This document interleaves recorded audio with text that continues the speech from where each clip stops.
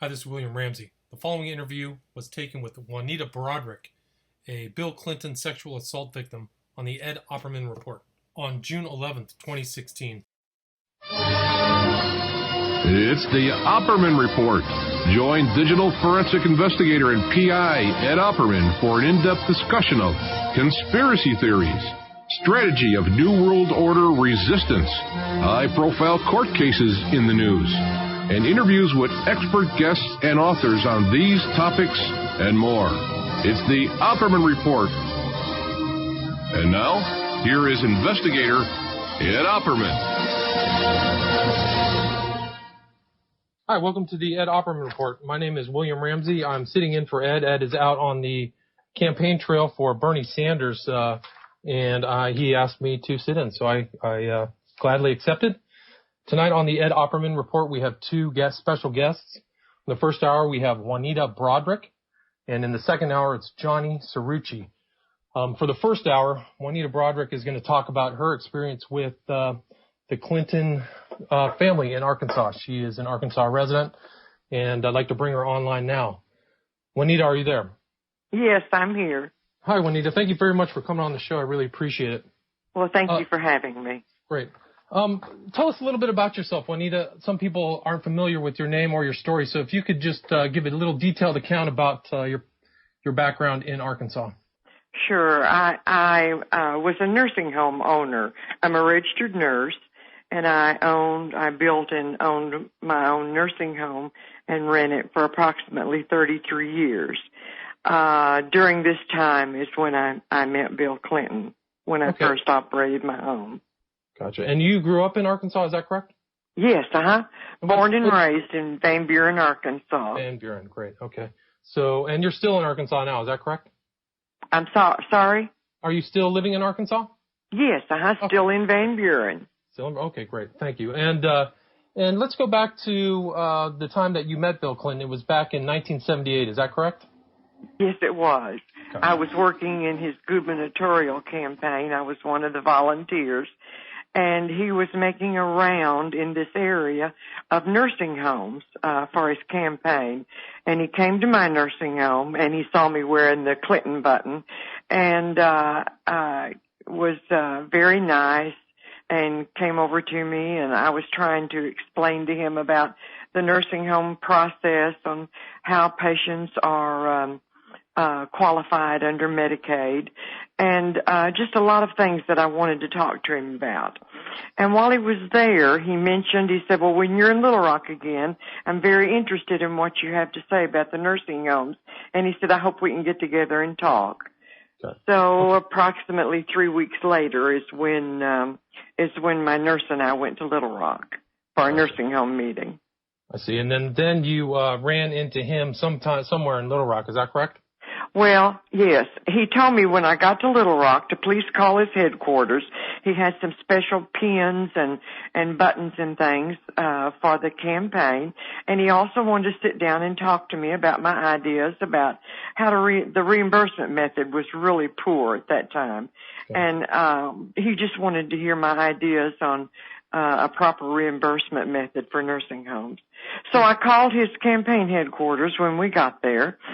And the lady that answered the phone, she recognized my name. It was Hickey at that time, Juanita Hickey. And she said, Mr. Clinton said, when you call, for you to please call him at his apartment, which I did. And I told him we were there, but we had a meeting to go to. And he said, well, could we just meet in the Camelot coffee shop? That's where my nurse and I were staying, my employee. And he said, could we just meet down there and we can talk down there? And, of course, I told him, yes, I'd be happy to. Well, I was really glad to get to talk to him about our problems. So my nurse decided she would go on, and after I met with him in the coffee shop, I would come on to the meeting. Gotcha. And there's a picture of you two together. Is that correct? You and Bill Clinton? Yes. And that was taken at the campaign headquarters. Is that correct? No, that was at my nursing home. Okay, gotcha. I apologize. Yeah, I had two of our residents in the photo. Okay. Yeah, that's the photo I saw. Okay, thanks. Sorry to interrupt. And please continue. And then what happened at the Camelot Hotel? Well, I waited in the room for him to call so I could go down. And a short time went by, and I had a phone call to my room, and it was Mr. Clinton, and he said, it's so crowded down here, and there's so many reporters. He said, can we just have coffee in your room? And it made me a little bit apprehensive, but I thought, well, this is going to be okay. This won't be anything. So I ordered coffee to the room, and shortly thereafter he arrived.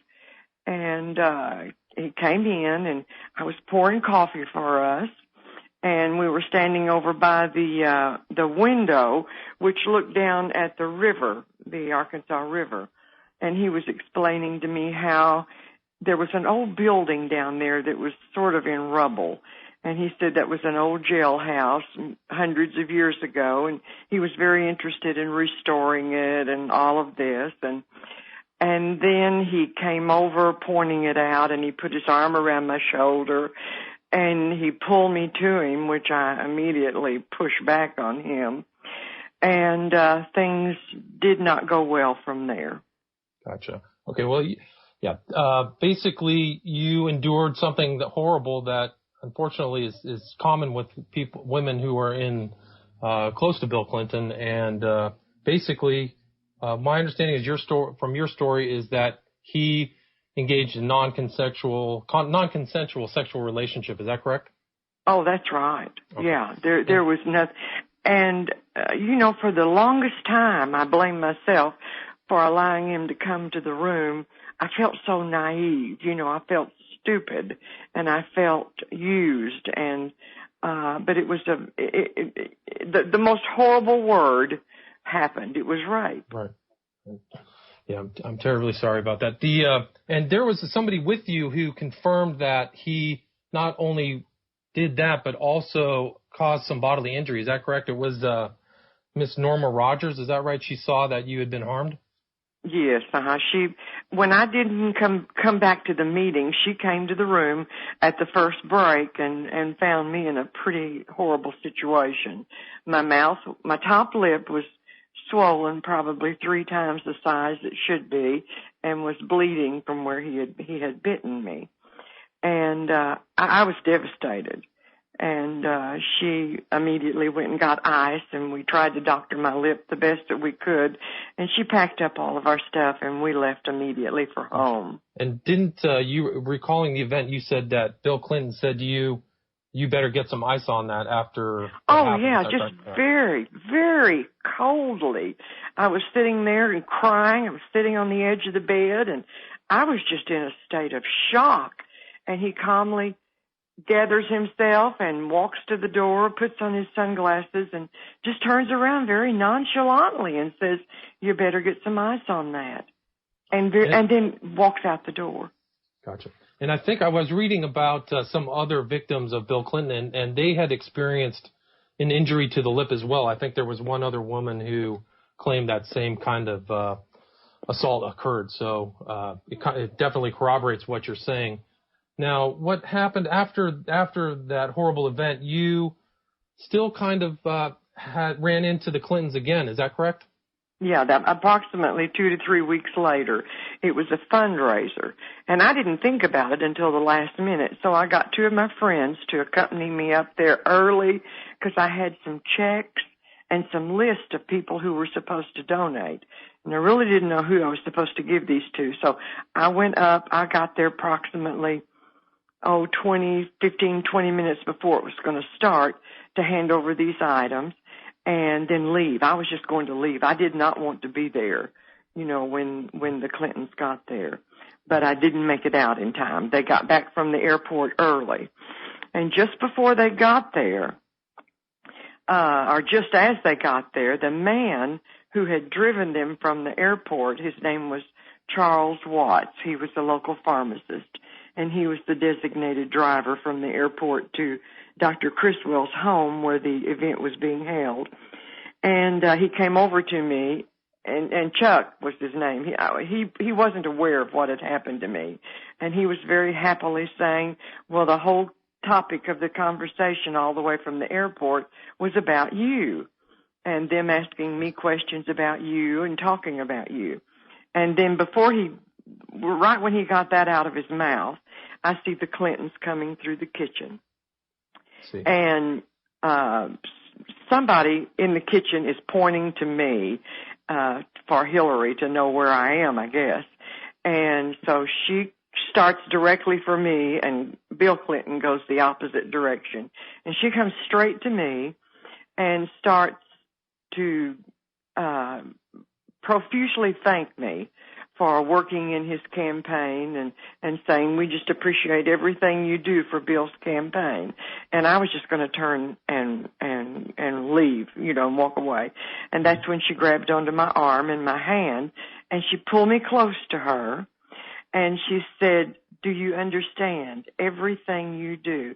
And as she said that, this horrible frown comes on her face, very stern, very angry look. Do you interpret what she was saying as kind of a threat? Oh, yes. Okay. Oh, definitely. I didn't have any doubt that she was threatening me, like, I know what happened, and you just better stay quiet. Interesting. Scared me. Did you feel like she had done that? And so you were scared and you felt threatened. And then I read in a recent interview you had that Bill Clinton was still trying to get in touch with you after the event. Is that correct? Yes, he called my nursing home about 3 or 4 times over a period of time after the assault.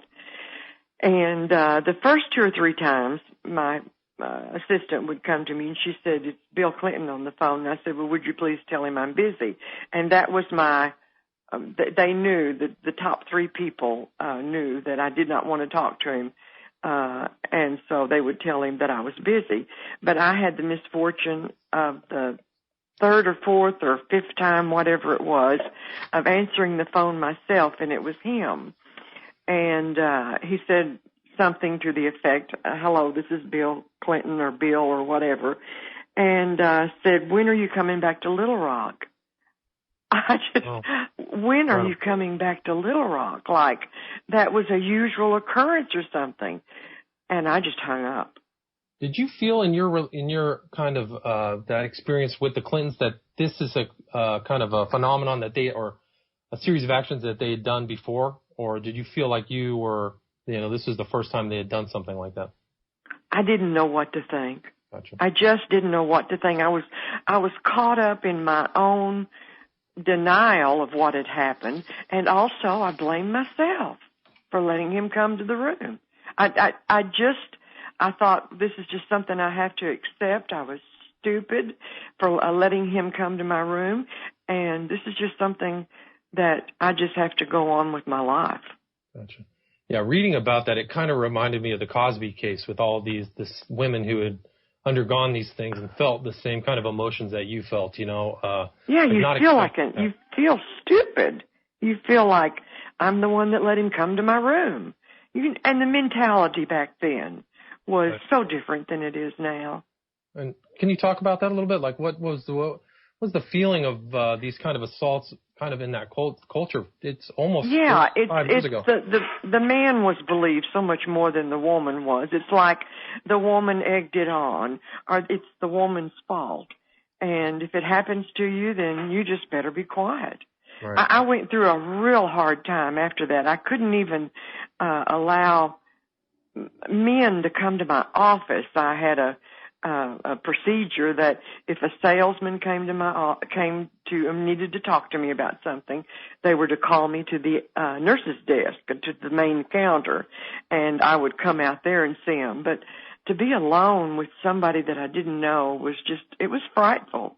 Yeah, and you said that, I think I read somewhere that you said it affected your relationships too. Yes, very much. Later on, is that correct? Yes, with my second husband it did. It just, even though he knew, it just seems like it was always there between us. And it was a horrible thing for him to accept, and it gradually made the marriage fall apart. Gotcha. And you other than Mrs. Rogers, you didn't tell anybody, is that correct? Or did you keep it to yourself? Or I told 4 other people. 4 other people. Okay, so they knew. But you weren't public about it until much later. Is that correct? Right. Oh yeah. I didn't want to. Yeah. I just felt too much shame. I just felt the shame was overbearing. But it was something to do with, like, there were other lawyers, like, you've kind of unfortunately had to carry this burden for decades because there's people who've tried to track you down and tried to have you tell the story during when Bill Clinton was running for president. Is that correct? Right. Can you talk? In fact, I was in San Francisco one time, and somebody had come to my door and had some kind of a voice recorder. And I know when I went to San Francisco the next month, reporters out there were following me around trying to get my voice to match it to what somebody had recorded earlier about secretly me. Recorded, right? Yeah. Yeah. And that was disturbing. So I just pretty well stayed away from anything. When I had people call, I would just say I didn't have any comment on the situation. And did you run into other people who had been abused by Clinton while you were in Arkansas for those years? No. No, I didn't have any contact with any of the other women until Kathleen Willey called me. Oh gosh, probably just before I was going to do the Dateline interview with Lisa Myers in NBC. That was like late 1990. Yeah, it was 98, somewhere in that area, because I know Lisa Myers and I had a conversation off and on for a year before I decided that I would go public. Gotcha. And what did Mrs. Willey call you? What would she want to talk about? She was just hoping, that I would come forward and that I would tell my story, and and then that way it helped her in her situation also. But I just couldn't. I just couldn't at that time. But I did develop a friendship with her, and we are still friends to this day. Oh, that's good. And what made you kind of change your mind and want to tell the story publicly? Well, I think it was just Lisa's insistence, and I think it was also because he was being impeached. I thought that NBC would do the right thing and air this during the, cause see, it was taped, 6 weeks before it actually aired. And the hope was that this would be, aired during the impeachment. Right. And I was so in hopes that would happen, because people were saying, if you'll only come forward, this will help him to be, removed from office. And I just felt that there was just so many people relying on me to go ahead and come forward, so that's why I did. Gotcha. But then, the story with NBC, that they held the story. Yeah, so the story actually was published about a month after he was impeached in early 1999. Is that right? Right. It was, let's see, we recorded about 6 weeks before. We filmed on January the 20th, and it was supposed to air on either the 22nd or the 29th, but it didn't air until February 19th. Gotcha. And the impeachment was because of the Paula Jones lawsuit that the Kenneth Starr investigation brought up. Did Kenneth Starr ever try to get in touch with you or his investigative team? Okay. Yeah. See, I had denied this through the Paula Jones. I was Jane Doe number 5 in the Paula Jones suit, and I had denied it to them because I didn't want to get into it. I was still too ashamed of what had happened and that I'd held it for so long. But then when I was told that Kenneth Starr's people were coming to do a deposition or interview me or whatever, my son, who's an attorney, came to me and said, Mom, you can't lie anymore because this is a federal case now. You've got to go ahead and tell the truth. So I did. Then I finally told the truth to the Starr people. And did they come to Arkansas to interview you? Yes. I see. In my attorney's office. Gotcha. So it was like a proper statement was made, or is that correct? Yes. Gotcha. Yes. And they also told me at that time they would not press any charges for the previous denial of what had happened. See. And, during this time, have you felt any kind of intimidation or threats from the Clinton machine? No. Nothing. So they just No, I truly haven't. I didn't have the things like Kathleen Woolley did, where she was actually intimidated in person. I've had people follow me, which I thought were probably Clinton's people, and I was followed for a long time, and that sort of was frightening. But no one actually came to me in person and threatened me. Gotcha, I see. I mean, because some other people seem to have had it. And then you eventually, after you kind of came public back in 1999, you also were interested in obtaining any records that the Clintons might have on you. Is that correct? Yeah, this is done through Judicial Watch.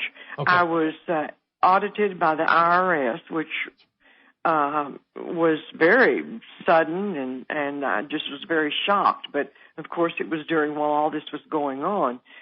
So at that time, we heard that there were files on all of the women that Clinton had, or Hillary had, somebody had, and Judicial Watch on my behalf tried to find out what was in this file. And I think they finally dropped the suit or whatever, but we never did find anything. We never did receive the file on me. The files were never tracked out. There was a story back then, I remember, that somebody within the Clinton camp had files on everybody and was trying to make sure everybody kept quiet. Isn't that right? Right. I mean, we were just interested in what was in this file, what they were going to use on me next after the IRS audit, which turned out in my favor. What year was the IRS audit?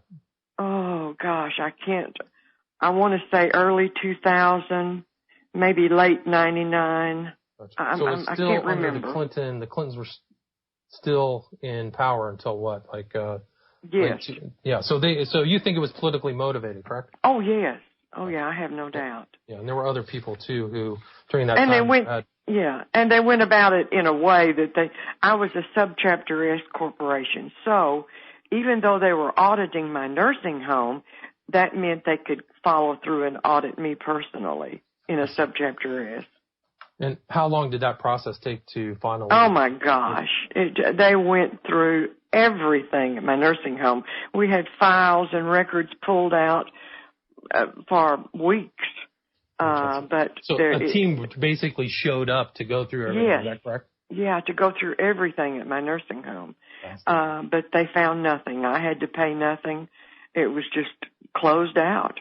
It got closed out. How long was the process? A couple of years, or was it done in a year? No, it was probably closer, not a couple of years, probably all closed out in a year. But you were just on standby, and when they needed something else they wanted to look at. I see. And, you've kind of been talking about this recently about the Clintons and everything like that. What's your kind of feel about Hillary Clinton running for the presidency of the United States? Oh, I think it's a disgrace. I think it's an absolute disgrace. I got involved in Twitter back in January after Hillary made her tweet about all victims of sexual abuse should come forward and be believed. And I thought, my God, I cannot believe that's coming out of that woman's mouth. How dare she? How dare she say something like that after what she had done to all the women he had abused? And that's when I got very involved on Twitter. Gotcha. And have you made other contacts with, people who are, concerned about her statements and her viability as a protector of women? Oh, yes. I get a lot of comments, and I've been doing a lot of radio interviews, and people get me through Twitter. Gotcha. So you can be contacted through Twitter. You're active on Twitter. Yeah, they usually message me through Twitter. Gotcha. And, going back to Arkansas of that time, did you ever see any of the kind of things that people talk about in Arkansas, the drug dealing and the kind of suspicious deaths or anything that surrounded the Clintons? Were you? No, I would just read about it. You read about it. So you never really saw any of that. A little unnerving. Yeah. I mean, there is a death list that people talk about of people who have unfortunately met an early demise after being associated with Clinton. So I know, it's sort of frightening. Yeah. So did you ever, run into any of their associates or anything like that, or like Vince Foster or Webster Hubble or anybody in that kind of group back then in the 90s? No, I never did. The only people that I came in contact with is Clinton's attorneys during the Paula Jones deposition and during Ken Starr's deposition. Gotcha. And that was That was like what? That was 97, right? No, that was in. I think it was. I don't have that. I don't really remember that date. It could have been late 97. I don't remember. Interesting. And is there anything that you would like to follow up on or talk about, or anything that we missed? No, except for the one time that Bill Clinton apologized to me. Gotcha. And where was that? That was in 91, and I was down at a nursing home meeting, and I had two of my nurse employees with me, and someone comes to the door and says, Juanita Broaddrick is wanted in the hallway. And so my nurses followed me out because we thought it might be some kind of an emergency from home. And the man, when I came out the door, pointed me down around the corner. And I went down around the corner, and the nurses sort of stayed a distance behind me, but they followed me, and they saw him, but they really couldn't hear what was going on. They just sort of stayed their distance. And he walked over to me and just started profusely apologizing, saying, I'm so sorry for what happened. And he would say things like, I'm a changed man. I have a family, and I just want you to know how sorry I am. And it just went all over me. It shocked me that he would do that out there in front of all the people that were standing around. And it just surprised me to no end. And I just looked at him and told him to go to hell, and I walked off. But I'm happy that happened, because up until that time, I had blamed myself, and he did me a favor by putting the blame where it should be. Wow, squarely on him. Interesting. Did you ever hear the story of Bill Clinton that his born name is Blythe, correct? And have you heard the story that the father Blythe is not really his father? Have you heard that? No, I haven't heard that. So some investigators, one was Christopher Hitchens. He was a kind of a famous journalist. He said that. Yeah, Chris was a friend. We talked a lot when he was writing his book. No one left a lie to. That's right. Interesting. Yeah, he's unfortunately passed away, but I know.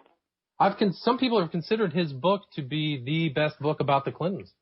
Yes, and I talked with him a long time while he was writing that book. Interesting. What kind of questions did he ask? Just kind of the same stuff that we've covered? Same stuff that we're going through right now.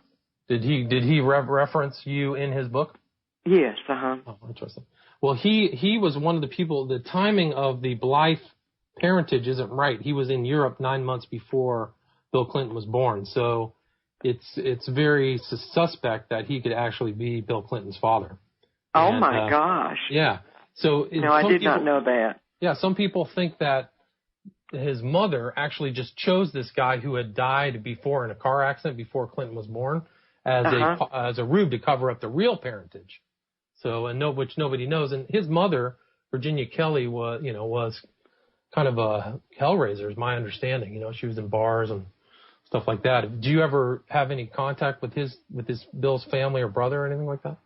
No, I've never had any contact with him, but I've started communicating with Dolly Kyle, and she sent me her book, Hillary the Other Woman, and I've been getting into that, reading it, and that's very eye-opening. Interesting. What's her basic gist? What's the point of her book? Just kind of talking about her cover-ups and stuff? Yeah, all through, but because she was a friend of the family for 20-some-odd years, and all of the things that he did. Right. And the cocaine. And have you ever read the book Partners in Power? No, I haven't. But I've heard about the cocaine use. Yes. And from I can't really say who told me about it. because I told her that I wouldn't. But it's another one of his, another one of the women, that said that cocaine use was very prominent. Yeah, I think there was a woman who came out, Sally Miller, who was also on Ed Opperman Report. If you'd like to listen to that, she talks about him just blatantly doing cocaine on her bedside table. There's a video of that. I heard that. Yeah, I heard that. But this is from a different lady. And he, before he had his heart trouble, there was a report that has subsequently been basically taken out of the internet that said that Clinton had lesions on his heart. And those lesions on the heart are very consistent with cocaine abuse. And the stories I can believe it. Yeah, so the cocaine abuse may have blown out his heart. And Partners in Power goes over that really well. The author's name is Roger Morris. If you he was basically attacked for writing that book because it was too honest. And oh my gosh, it's really a good book. And Roger Morris was he was in Henry Kissinger. I think he worked for Henry Kissinger. He was a legitimate author, so it's very interesting. I think that the stories of the Clintons are still ongoing. I think, even today people are talking about their charity fraud and I know. All that stuff. Charles Ortel is really on that. Yeah, Ed Opperman's interviewed Charles Ortel. And even back it's kind of like an adjunct from things that happened back in Arkansas. I think it was the ASDA, or there was a kind of development fund that was in Arkansas at the time. Did you ever hear about that? And a lot of those funds were misapplied? No, listen, after that happened to me, I just stayed away from anything. If he came on the TV, I switched it so quick. I just couldn't, I couldn't stand to see him, hear his voice or see him on television. And I did not want anything to do with him or his past or his future or anything. Yeah, I even changed the church, service that I went to, because the late church for the Episcopalian Church would always say his name when they said the prayers for the people of the state. And they would say his name, but we switched to the early church because then I wouldn't have to hear his name. Do you think he's still admired in the state of Arkansas, or what's the opinion there from his home state? Everybody around me that I know are not fans at all. Okay. In fact, they're ashamed that he came from Arkansas. But I don't know what it is in and around Little Rock and some of the larger areas. I don't know what the views are down there. Interesting. Did they ever return to the state of Arkansas, or they basically have kind of left it? Would you say that's the case? I think I've seen in the news sometimes, like when he's gone to the U of A, the University of Arkansas, for some function or event. And, but other than that, I think they rarely come back here. Interesting. Yeah, they seem to be basically D.C. and New York, types all the way. Right. Did they, when they were in Arkansas at the Rose Law Firm was in Little Rock, is that correct? Yes, Gotcha. And I'm just curious about what their kind of lifestyle was back there. Did they really mix with the Arkansas people, or were they still kind of considered, people from New York, outsiders, New Yorkers, especially Hillary Clinton? Gosh, I really do not know. Like I said, I've just tried to not listen to anything regarding him. It's just too painful to know that he went from Attorney General to Governor to the President of the United States. It's remarkable. It's a remarkable rise. It is. They are really, the Clintons are experts at kind of public relations and really engaging in a lot of public deceptions. At least that's my opinion of them both, So I can see how and I think Partners in Power really lays that out by Morris about how calculating and clever they are, about how to deal with their problems. Could be. But I'm not real involved in politics. I'm not involved in the political scene at all. The only thing I know about is what happened to me in that room. Gotcha. And other than that, it's usually what I see on the news or what I read in the newspaper or on the internet. Gotcha. Yeah, it's really amazing that this right out in California right now, the Clintons and Bernie Sanders are, the vote is going to take place on June 7th. So I know. Things are happening very fast, and it'll be a decisive vote. If she wins, if she wins California, I think his race is over. But if he wins, that's another question. So I know. I was watching that tonight on the news. Yeah. Do you care to speculate? I mean, what do you think would happen if Bill and Hillary did become partners in power in the American presidency in 2016? What do you think would happen? Oh, I can't even go there. I can't even think about that. I'm just hoping and praying that something derails their run. Yeah. I got a bad feeling too. That's kind of my opinion. It's a horrible feeling. Gotcha. Well, is there anything else that you'd like to talk about? I mean, if there's nothing else, I can just let you go. And I really appreciate you, taking the time to talk about this challenging subject and your willingness to come forward and tell a very important story. Oh, well, listen, thank you so much for asking me. And I just hope some of the American people that are supporters of Hillary will wake up and know that this woman is not fit to be the president of the United States. Great. Okay, Mrs. Broaddrick, thank you so much for coming on the Ed Opperman Report. We really appreciate your time.